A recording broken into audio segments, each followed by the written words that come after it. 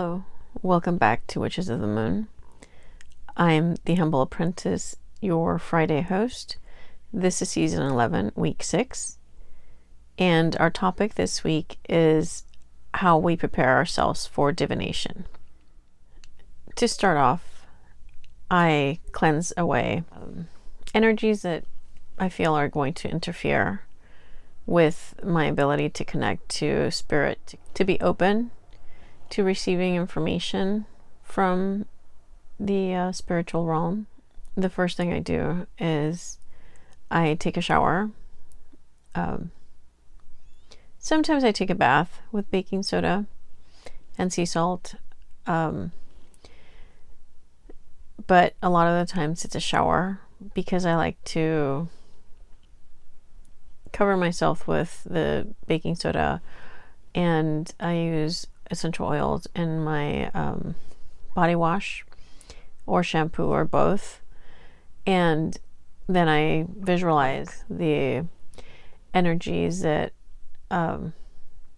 attach themselves, or if I had a rough day, whatever anger or frustration I was feeling, I try to get it off and out through the shower into the water, down the drain, away, so that it could transform somewhere else.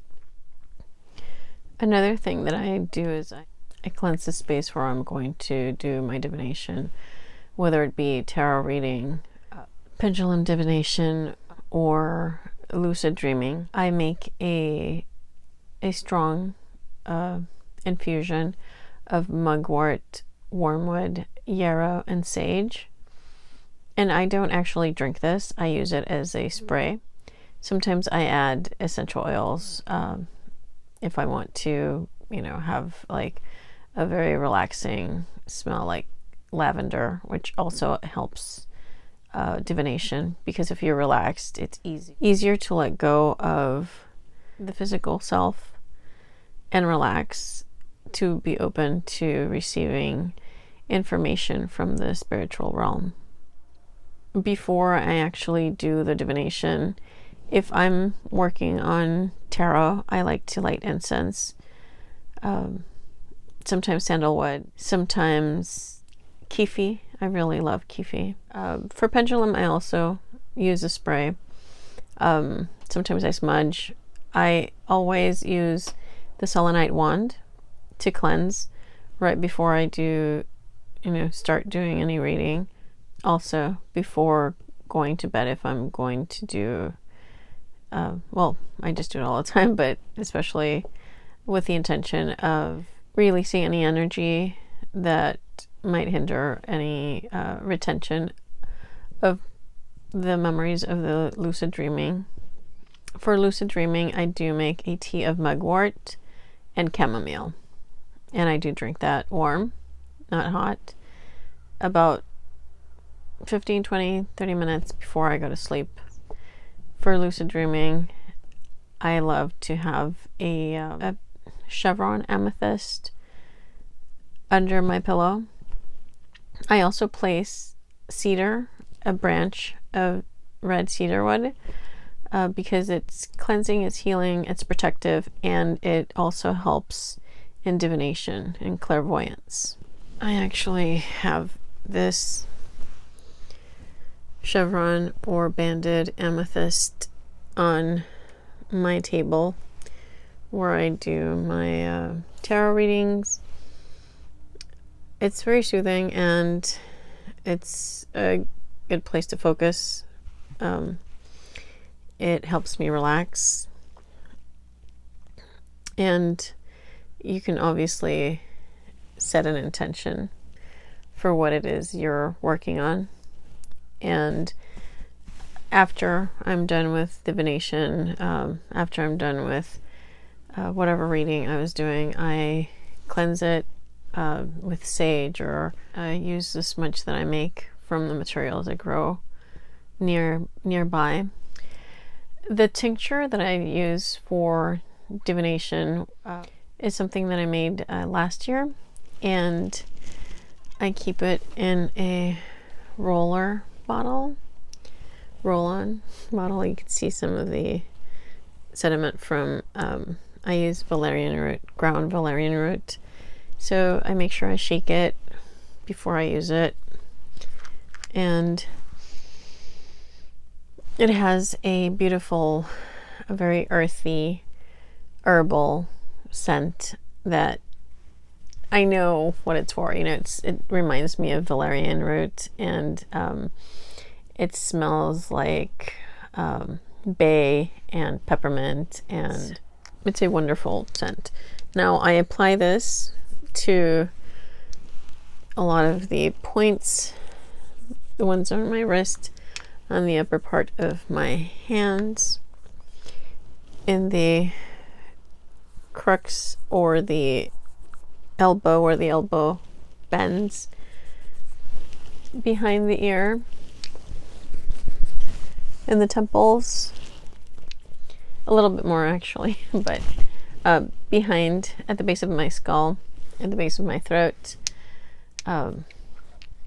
over my chakras if possible, over the heart, solar plexus, throat, and behind the knees, and sometimes I do around the ankles as well. Then I make it with Everclear, so it evaporates very quickly.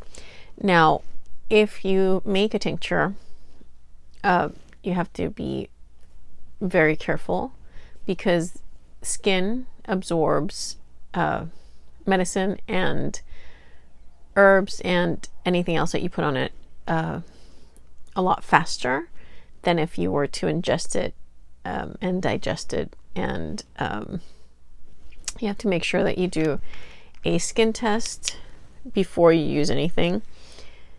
Place it on your wrist, and if you have any type of reaction, do not use it again, because you never know what is going to cause an allergic reaction. Sometimes it doesn't cause it immediately. Sometimes it causes it the next day. Sometimes you've used something for years and then you develop an allergy to it. So I make a large bottle, 16 ounce. This one doesn't have a lot of Everclear. It's actually completely filled. I don't know if you can see that, but it's completely filled with plant material. And I keep my recipe in a ledger,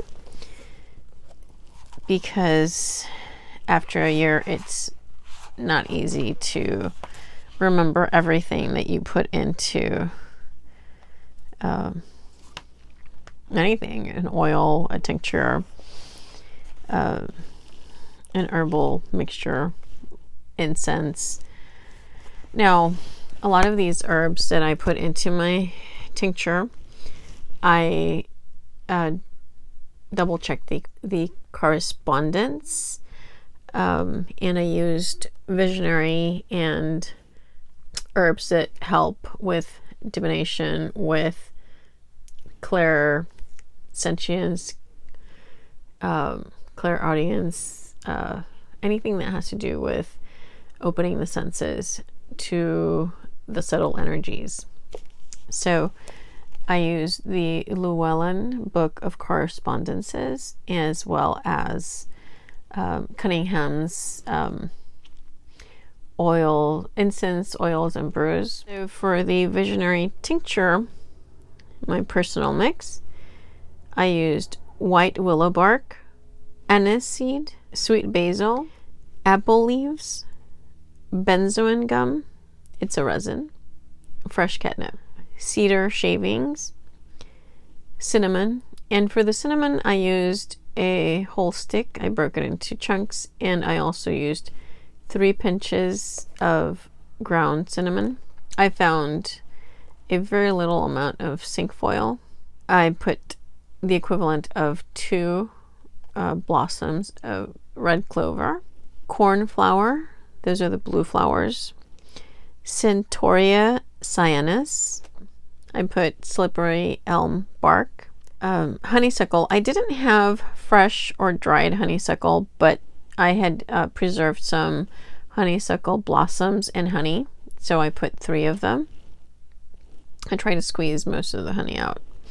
1 entire lavender flower, calendula petals, 1 tablespoon of mugwort, dried peppermint leaves, 3 pinches of red sandalwood powder, 3 vervain flowers, the type that grows near me, wormwood. Now, be very careful with wormwood because it is toxic. I also put 3 yarrow bunches, about 1 inch each, because yarrow is a very helpful herb for divination and protection also. 3 pinches of nutmeg. I also used mace, which is what surrounds a nutmeg when it's fresh, when it's the nut. Okay. Campion root, Silene latifolia. About 1 inch dried root that I ground. 2 bay leaves, and the bay leaves, when I crunch them up to put them in the bottle, you know, I set my intention with them to be like a bridge to help me connect with the spiritual realm, and 1 good pinch of hyssop that I did purchase. Yep. So once I put all that plant material into my bottle, I added the Everclear. I filled it up to the top because there was a lot of herbs in here. Then I closed it, covered it, and I shook it. And as I shook it, it was my energy filling the bottle, as well as the plants and the Everclear, with the desire of opening my senses to allow the energy of the universe to connect with mine and to be open to spiritual communication. So yeah, then shake, shake, shake. I placed it on my altar and I shake it every day for at least 3 weeks. All the herbs that I chose were either to open up the senses or relax the body, to help put me in a state of openness.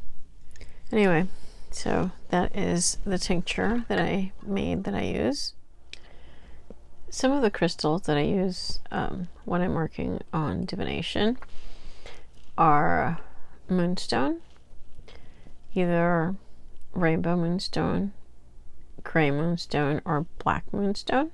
Now, labradorite is one of my favorite crystals. It's very beautiful, and it has a sheen, an iridescent sheen when you turn it into the light. See, I have one of my necklaces here that has one. When you turn it and you have the right angle, it has this one has a bright blue, kind of like it looks like a gray moonstone, you know, with a color sheen to it. And here is a gray moonstone, and then a rainbow moonstone, the little square one. Moonstone helps me connect with the inner guidance, the intuition. Like, it helps me bridge the conscious mind with the subconscious or unconscious. Another feldspar that I love is larvikite. Now, larvikite is also like moonstone and labradorite, and it has color flashes. Well, not color flashes. This is all basically like silver and black. And this one, I have some of it next to my pillow on my bed. I like to place my hand over it before I go to sleep. It makes me feel grounded, but also helps me connect with my intuition. In addition, sometimes I use a clear quartz or like a rose quartz, and I set an intention to help guide me through the lucid dreaming, and also to remind me what it is I want to learn, or what my question is in the dream state. Selenite, I use that to cleanse my energy self before I go to sleep, before divination, before tarot, before working with oracle cards or pendulum. And when I make pendulums, I try to incorporate at least one of these crystals, either moonstone or labradorite, or larvicite or amethyst, or I mean, if I can, I do use all of them. So yeah, that's crystals that I use for divination. Well, I think that's it. Thank you for watching. I'm the Humble Apprentice here on Witches of the Moon. We welcome your comments and suggestions. If you have anything that you want us to discuss on the channel, leave a comment below. Subscribe to our channel. Give it a thumbs up. Thank you for watching, and blessed be.